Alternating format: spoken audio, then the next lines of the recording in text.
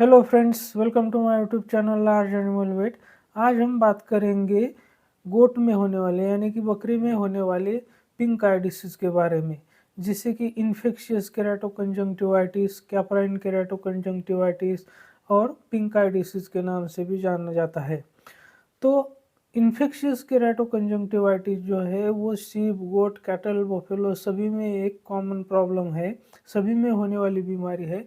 लेकिन कैटल में ज़्यादातर जो इन्फेक्शन होता है वो मोरेक्सेला बोविस नाम के बैक्टीरिया से होता है, और गोट में जो इन्फेक्शन होता है वो उसके बहुत सारे रीज़न होते हैं, जैसे कि क्लाइमिडिया हो सकता है, माइकोप्लाज्मा कंजंक्टिवा हो सकता है, या माइकोप्लाज्मा की अदर स्पेसीज भी हो सकती है। तो आज हम स्पेशली गोट केराटोकंजंक्टिवाइटिस यानी कि गोट में होने वाले पिंक आई डिसीज़ के बारे में विस्तार से चर्चा करेंगे कि उसके कारण क्या है, उसके लक्षण क्या है, उसका इलाज क्या है। इन सभी पर हम विस्तार से चर्चा करेंगे। लेकिन उससे पहले अगर आप मेरे चैनल से नए जुड़े हैं या आपने अभी तक मेरा चैनल सब्सक्राइब नहीं किया है तो प्लीज़ मेरे चैनल को लाइक, शेयर और सब्सक्राइब करें, और साथ में बेल वाला आइकन दबाकर ऑल वाला ऑप्शन सिलेक्ट करें, ताकि भविष्य में आने वाली हर वीडियो की नोटिफिकेशन आपको समय समय पर मिलती रहे। तो मैं आज आपके सामने एक्चुअल पिंक आई का यानी कि कैप्राइन केराटोकंजंक्टिवाइटिस या इन्फेक्शियस केराटोकंजंक्टिवाइटिस जिसे कहते हैं, तो उसमें जो गोट में जो केस होता है वो केस मैं आज आपके सामने लेके आया हूँ। ये देख सकते हैं, इसके दोनों भी आंखें बिल्कुल सफ़ेद हो चुकी है और दोनों भी आंखों से बहुत पानी बह रहा है, और ये पिंक बॉर्डर भी आप क्लियरली देख सकते हैं।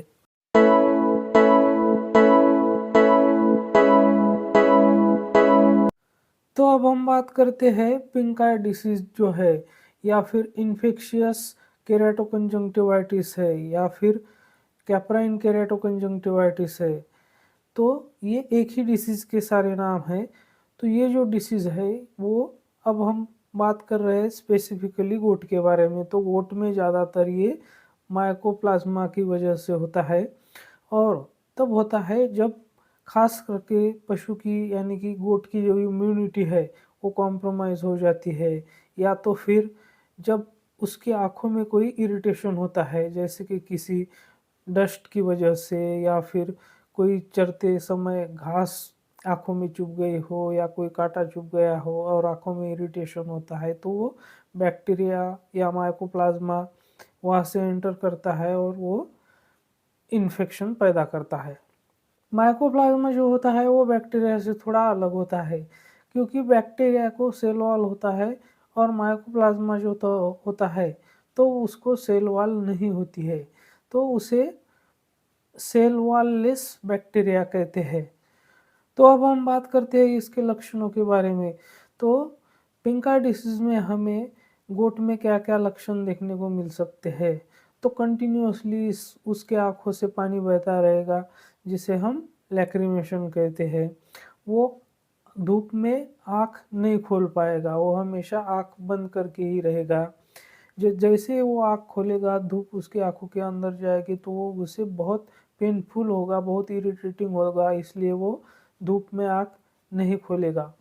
आँखें जो है वो थोड़ी-थोड़ी शुरू में सफ़ेद होने लगेगी, और बाद में बहुत ज़्यादा कॉर्नियल ओपेसिटी हो जाएगी, यानी कि क्लाउडी आई जिसे हम बोलते हैं। आँख पूरी तरह से सफ़ेद हो जाएगी, और उसकी जो बॉर्डर है वो हमें टिपिकल पिंक कलर की, गुलाबी कलर की दिखाई देगी, इसलिए उसको पिंक आई डिसीज़ के नाम से भी जाना जाता है।